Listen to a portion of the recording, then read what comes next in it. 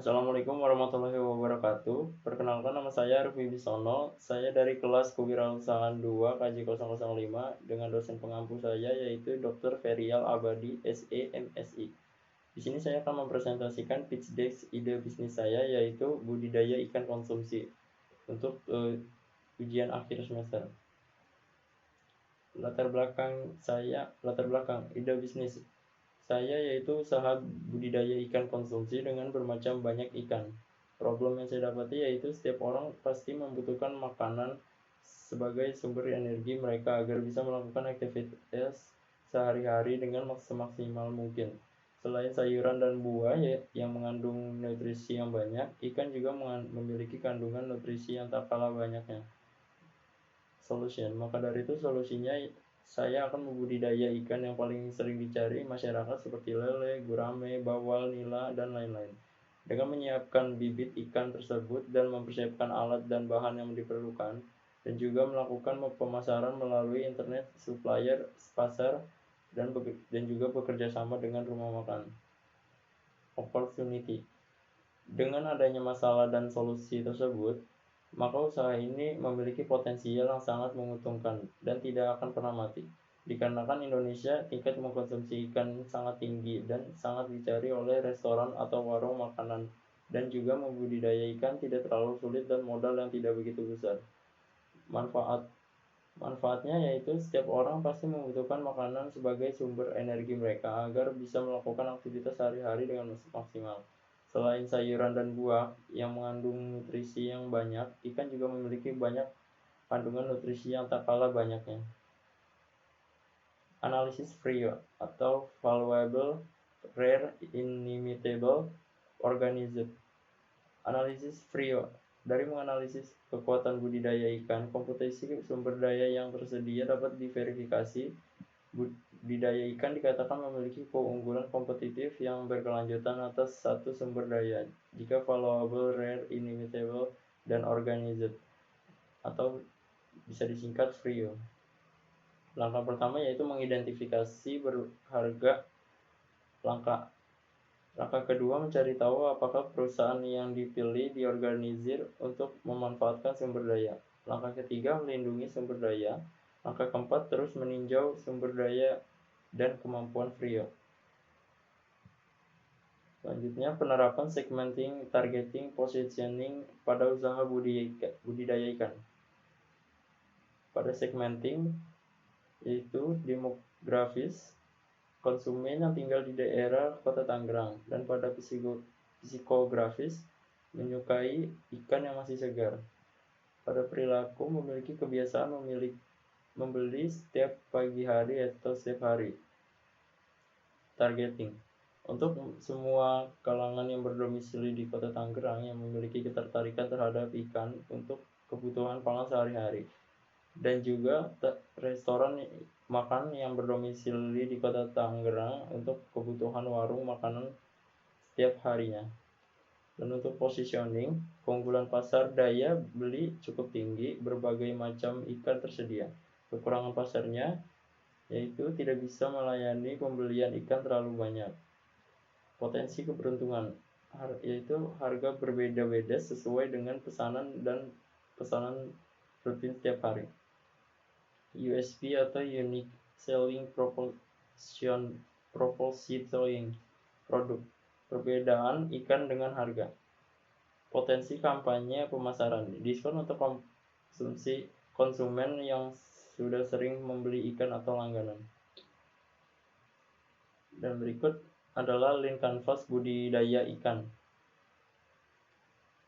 Problemnya di sini bisa dilihat tidak menyediakan semua macam ikan, hanya menyediakan ikan yang sedang dipanen, lahan tempat yang kurang memadai, dan pada solution menentukan ikan yang banyak diminati, menemukan supplier ikan lain, mencari lahan tempat yang luas. Dan pada unique value proposition, kami memudahkan pelanggan untuk pesan secara online. Unfair advantage.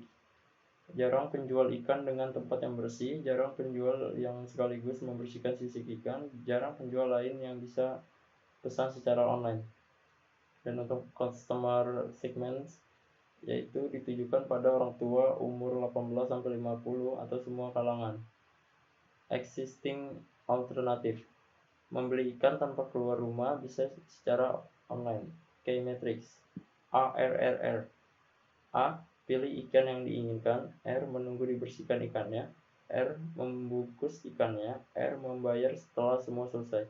High level concept, menjual ikan hidup dan ikan segar bersih.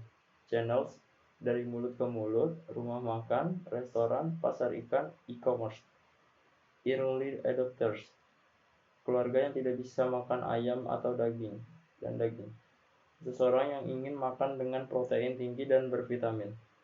Cost structure, biaya pembelian bibit atau benih ikan, biaya pakan ikan, biaya pemasaran secara online, biaya sewa lahan.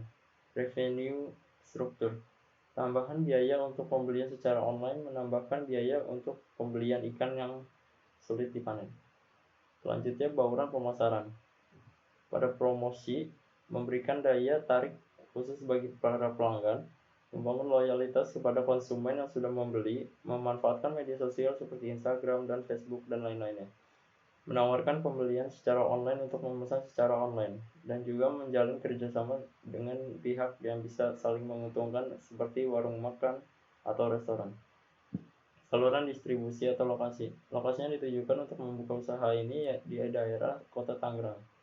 Selanjutnya pada bauran pemasaran, berikut daftar ikan, harga ikan. Dapat dilihat di sini ya, harga ikan lele 25, ikan mas 40, ikan nila 40, ikan kembung 45, ikan gurame yang nantinya akan dijadikan sebagai harga ikan pada budidaya ikan konsumsi. Selanjutnya perencanaan keuangan. Modal awal usaha ini, pada perencanaan keuangan usaha ini, modal awal yang perlu disiapkan yaitu sebesar 15 juta yang nantinya akan dipakai untuk biaya keperluan dalam usaha seperti biaya tetap dan biaya variabel. Biaya tetap atau fixed cost. Berikut biaya kebutuhan tetap dalam per bulan. Yang pertama itu ada gaji pemilik sebesar 3 juta per bulan, gaji satu karyawan 25 hari jam kerja sebesar 2 juta, sewa ruko sebesar 3 juta, asuransi kesehatan sebesar 1 juta dan dengan total 9 juta. Biaya variabel atau variable cost. Berikut biaya variabel dalam per bulan. Bibit ikan yaitu 500.000, bibit pakan 500.000, upah lembur karyawan dibayar 200.000, bahan peralatan 1 juta, listrik dan air 600.000, promosi 200.000, biaya dan lain-lain 600.000. Dan total semuanya yaitu 3.600.000. Total biaya modal awal 15 juta, biaya tetap ditambah dengan variabel yaitu 12.600.000, dan tersisa 2.400.000 untuk biaya tak terduga atau untuk dia pemelusakan bulan depan jika masih ada kebutuhan lainnya. Selanjutnya desain prototipe produk. Prototipe produk adalah bukti fisik dari konsep perancangan produk. Prototipe menjadi bentuk penerapan langsung dari sebuah desain produk yang akan dibuat. Manfaat prototipe produk dapat digunakan sebagai alat uji dan penyempurnaan desain produk. Untuk menguji performa berbagai jenis bahan, merupakan alat bantu deskripsi sebuah produk, dapat membuat orang lain menganggap serius bisnis yang kita jalani. Desain kemasan pada produk. Untuk bentuk desain kemasan produk budidaya ikan konsumsi sama sepertinya pada umumnya menggunakan plastik kresek polos, namun yang membedakan pada desain tipografinya dan juga elemen-elemen desain dengan informasi produk agar produk dapat dikenal. Berikut adalah desain prototipe produk. Dapat dilihat di sini sama seperti kresek pada umumnya, namun yang membedakan hanya tipografi seperti ini. Sekian dari video presentasi pitch deck saya, kurang lebihnya mohon maaf. Wabillahi taufiq wal hidayah. Wassalamualaikum warahmatullahi wabarakatuh.